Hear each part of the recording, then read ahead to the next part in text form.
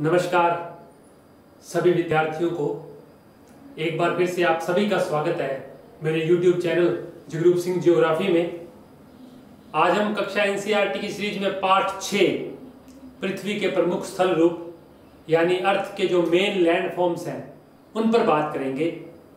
स्थल रूप एक छोटा सा शब्द, आप इस धरती पर जितनी भी पर्वत, पठार, मैदान, घाटियां, मरुस्थल, रेत के टिब्बे, जो भी छोटी मोटी आकृतियां देखते हैं वो सब स्थल रूप कहलाती हैं।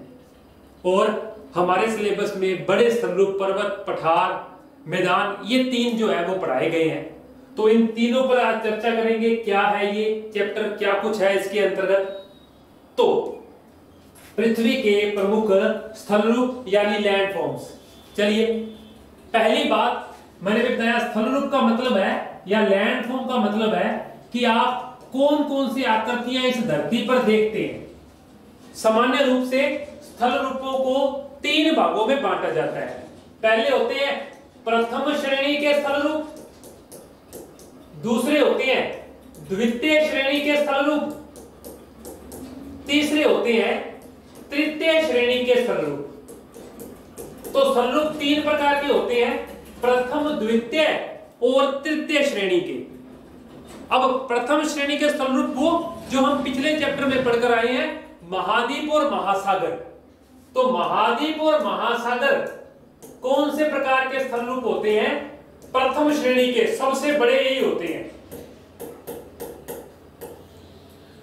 इन प्रथम श्रेणी के स्थल रूपों पर जब आगे कुछ स्थल रूप बनते हैं, जैसे महाद्वीपों पर बनने वाले पर्वत, जैसे महाद्वीपों पर बनने वाले मैदान, जैसे घाटियां, जैसे पठार, ये सब कौन सी श्रेणी के स्थल रूप होते हैं? द्वितीय श्रेणी के स्थल रूप होते हैं। और जब इस प्रथम और द्वितीय श्रेणी के स्थल रूपों पर पृथ्वी के बाह्य बल यानी बाह्य बल कितने होते हैं? 5। पवन यानी हवा, यानी नदी, हिमानी यानी बर्फ जो पहाड़ों से नीचे उतरती है, सागरीय लहरें जो समुद्र के तटों पर चलती हैं, और एक आप इसमें पढ़ेंगे भूमिगत जल। ये पांचों प्रक्रम, ये बाह्य बल जब इस तृतीय श्रेणी के या प्रथम और द्वितीय श्रेणी के प्रक्रमों पर कार्य करते हैं तो कौन से स्थल रूप बनते हैं? तृतीय श्रेणी के स्थल रूप बनते हैं। जैसे रेत के टिब्बे, जैसे भृगु, जैसे एक आप लिख सकते हैं गोबर छत्ता। ये वैसे आपके सिलेबस में नहीं है, फिर भी इनसेलबर्ग, ये तृतीय श्रेणी के स्थल रूप है वो होते हैं। तो स्थल रूप कितने प्रकार के होते हैं? प्रथम, द्वितीय और तृतीय श्रेणी के 3 स्थल रूप होते हैं। प्रथम श्रेणी के स्थल रूप महाद्वीप, महासागर, द्वितीय श्रेणी के स्थल रूप पर्वत, पठार, घाटियां, मैदान, और तृतीय श्रेणी के ये सब जो इन पर बनते हैं। स्थल रूपों के निर्माण में, इनके निर्माण में कितने बल सहायक हैं? 2 बल काम करते हैं। पहले बल कौन से हैं? आंतरिक बल। और दूसरे बल कौन से हैं? बाह्य बल। आंतरिक बल हमेशा निर्माणकारी होते हैं, कोई नई चीज का निर्माण करते हैं, जबकि बाह्य बल सदैव विनाशकारी होते हैं। आप इसे समतलीकरण बल भी कह सकते हैं। ये बने हुए भाग को पुनः काटकर क्या करते हैं? समतल। जैसे नदियां पहाड़ों को काटती हैं, जैसे पवन चलती है तो रेत के टिब्बे आगे खिसकते हैं। तो ये 2 चीजें, और इनमें भी 2 प्रोसेस हैं। एक प्रोसेस है अपर्दन का, एक प्रोसेस है निक्षेपण का। अपर्दन का मतलब होता है गतिशील अवस्था में धरातल का टूटना। और जब नदी बहेगी तो नदी गति कर रही है और वो धरातल को काटेगी, तो ऐसी चीज क्या कहलाती है? अपर्दन कहलाती है। पृथ्वी की सतह पर चट्टानों का टूटना या फूटना अपर्दन कहलाता है। और कौन सी अवस्था में? गतिशील अवस्था में। पवन भी बहती है, गति कर रही है, नदी भी बहती है, बर्फ भी नीचे आती है, सागरीय लहरें भी चलती हैं और भूमिगत जल भी कहां जाता है, नीचों। पांचों चीजें क्या कर रही हैं, गति कर रही हैं।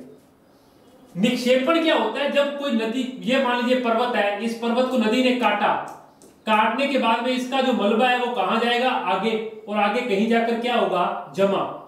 तो टूटे हुए मलबे का निक्षेप या जमाव या उसका जमा होना क्या कहलाता है, निक्षेपण कहलाता है।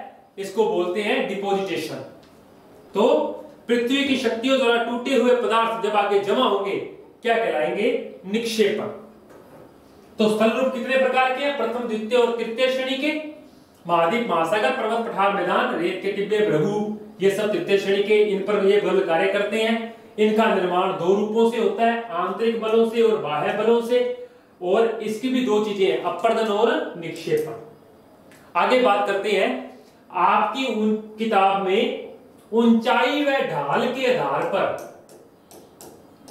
ऊंचाई व ढाल का मतलब स्लोप, कितनी ढाल है, ऊंचाई व ढाल के आधार पर इन स्थल रूपों को कितने भागों में बांटा गया है, 3 भागों में बांटा गया है। पहले भाग है पर्वत, और पर्वत को अंग्रेजी में क्या बोलते हैं, माउंटेन। दूसरे भाग है पठार, और पठार को बोलते हैं प्लेटू। और तीसरे भाग है मैदान, और मैदान को बोलते हैं प्लेन। तो 3 प्रकार के स्थल रूप हैं, पहला है पर्वत, दूसरे है पठार, तीसरे है मैदान। ध्यान रखेंगे, पर्वत क्या होते हैं, सामान्य तौर पर 900 मीटर से ऊंचे, कितने मीटर से, 900 मीटर से ऊंचे वो भाग जो ऊपर से क्या हो, नुकीले या शंकुनुमा हो, और नीचे से उनका आधार क्या हो, चौड़ा हो, क्या कहलाता है, पर्वत कहलाता है। तो प्राकृतिक रूप से ऊंचे उठे भाग जिनका शिखर क्या हो, शंकुनुमा, और आधार क्या हो, चौड़ा, तो ऊंचाई है, कितने ऊंचाई है, 900 मीटर से अधिक। और ढाल क्या होता है, इनका सदैव तेज होगा, ढाल तीव्र होगा। तो ऊंचाई व ढाल के आधार पर, तो ऊंचाई 900 मीटर से ऊंची, ऊपर से शंकुनुमा, आधार चौड़ा, और ढाल क्या होता है, तेज होता है, क्या कहलाते हैं, पर्वत कहलाते हैं। आपकी किताब में 3 प्रकार के पर्वतों का जिक्र है। पहले पर्वत है वलित पर्वत, फोल्ड माउंटेन। दूसरे हैं ज्वालामुखी पर्वत, वोल्केनो माउंटेन, और एक है ब्रंशोत पर्वत। इनको कई बार ब्लॉक पर्वत भी कहते हैं। तो 3 प्रकार के पर्वतों का जिक्र आपकी किताब में है।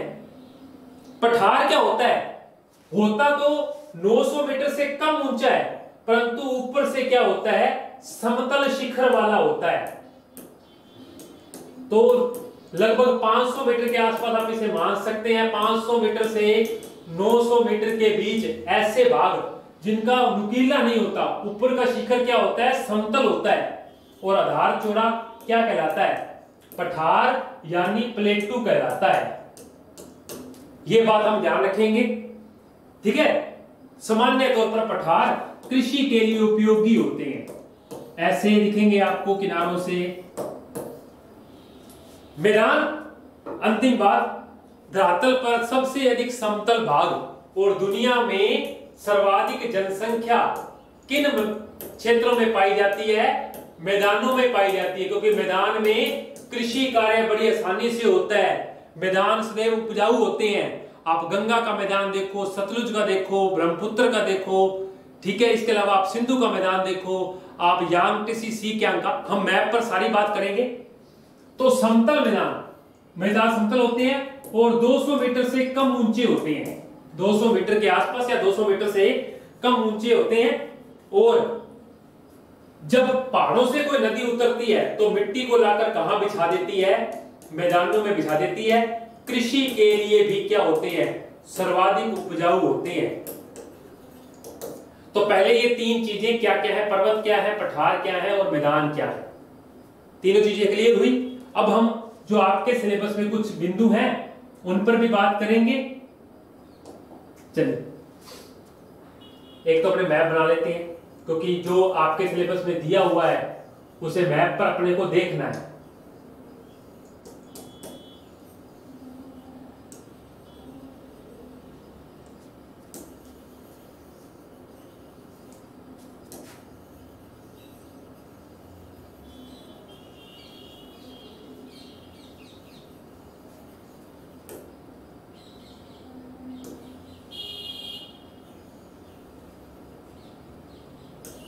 महाद्वीप हमने पिछले चैप्टर में पढ़े, तो हमने पर्वत कितने प्रकार के पढ़े?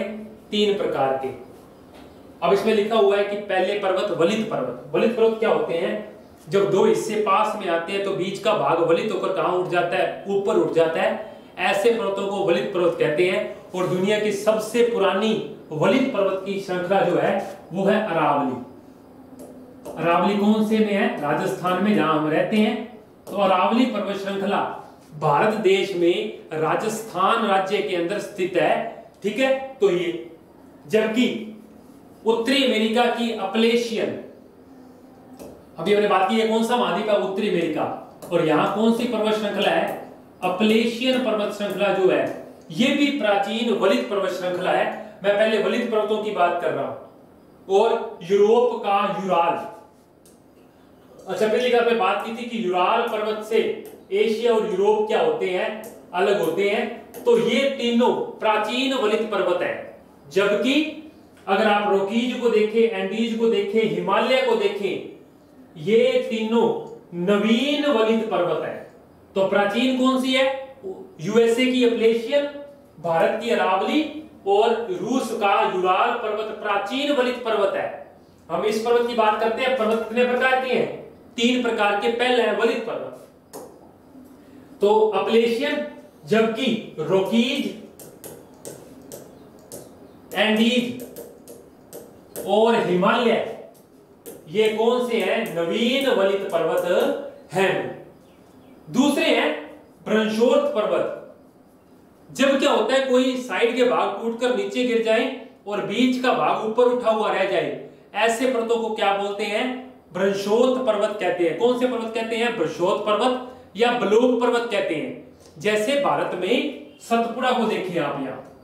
अब सतपुड़ा पर्वत अपनी जगह पर है, परंतु साइड से बहने वाली नर्मदा और ताप्ती ने उस भाग को क्या कर दिया? नीचा कर दिया और बीच का भाग ऊंचा खड़ा रह गया। ऐसे पर्वत कौन से पर्वत होते हैं? ब्लोक पर्वत होते हैं। और ब्लोक पर्वत की बात कर रहा हूं। एक तो हमने बात की किसकी? भारत में सतपुड़ा। सतपुड़ा पर्वत कौन सा पर्वत है? ब्लोक पर्वत है। और यूरोप की राइन घाटी में स्थित वातसेज पर्वत, वातसेज पर्वत भी कौन सा पर्वत है? ब्लोक पर्वत है एक। तीसरे होते हैं ज्वालामुखी पर्वत। ज्वालामुखी क्रियाओं से बनने वाले पर्वत कौन से होते हैं? ज्वालामुखी पर्वत होते हैं। जब ज्वालामुखी का विस्फोट होता है तो लावा बाहर आकर ऐसे शंकुनुमा आकृति में जमता है पहाड़ के किनारे पर। सामान्य तौर पर आपकी पुस्तक के हिसाब से तो अफ्रीका का माउंट किलिमंजारो, अफ्रीका का माउंट किलिमंजारो एक ऐसा ही ब्लोक पर्वत है। अफ्रीका का माउंट किलिमंजारो एक ऐसा ही ब्लोक पर्वत है। तो ध्यान रखेंगे ये ब्लोक पर्वत क्या होते हैं? जापान का फ्यूजियामा देख लो आप, जापान का फ्यूजियामा, जापान का फ्यूजियामा ऐसा ही ब्लोक पर्वत है वे। ठीक है, तो ये थे पर्वत। अभी दूसरी बात हमने क्या की? पठार की। पठार ऊपर से क्या होते हैं? समतल होते हैं। तो पठारों के बारे में बात करते हैं। कौन कौन से हैं? भारत में कौन सा पठार है? भारत में स्थित है, इसको अपने सफेद पेन से लिख देते हैं। भारत में स्थित है दक्कन का पठार। भारत के महाराष्ट्र राज्य में कौन सा पठार स्थित है? दक्कन का पठार स्थित है। याद रखेंगे, भारत में स्थित दक्कन का पठार। इसके अलावा अफ्रीका का पठार,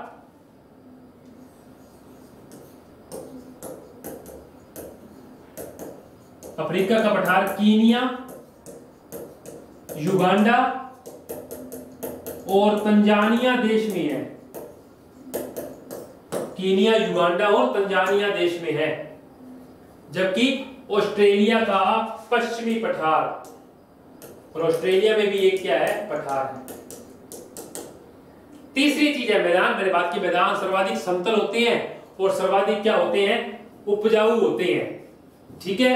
अच्छा, एक बात रहेगी, विश्व का सबसे ऊंचा पठार तिब्बत का पठार है। हिमालय के उत्तर में स्थित है कौन सा पठार, तिब्बत का पठार। इतना ऊंचा है, बर्फ से जमा रहता है, इस कारण इसे विश्व का तीसरा ध्रुव या विश्व की छत कहा जाता है।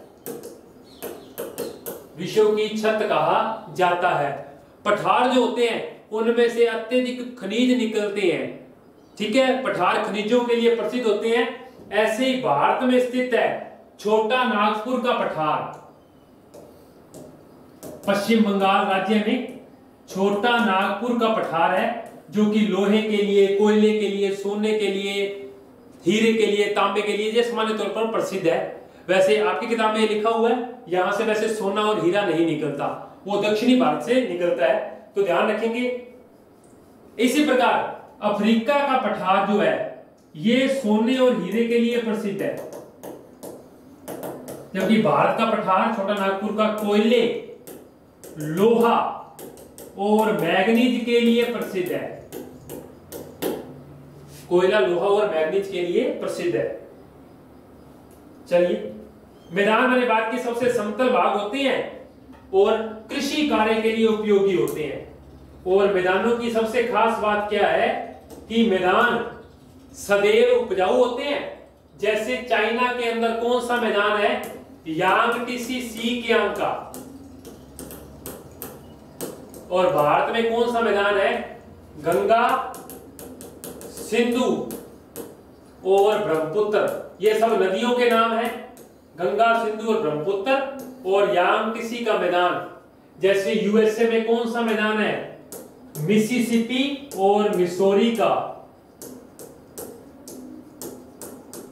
ये पाठ नंबर कितना था, 6 नंबर। ध्यान रखेंगे, एक बार फिर से इस पर जो है चर्चा कर लेंगे आप सभी लोग। अगली कक्षा में हम किसी और बिंदु पर बात करेंगे। चैप्टर नंबर 7 से हमारा भारत जो है वो शुरू होने वाला है, तो भारत में क्या क्या चीजें हैं उस पर बात करेंगे। तब तक के लिए धन्यवाद।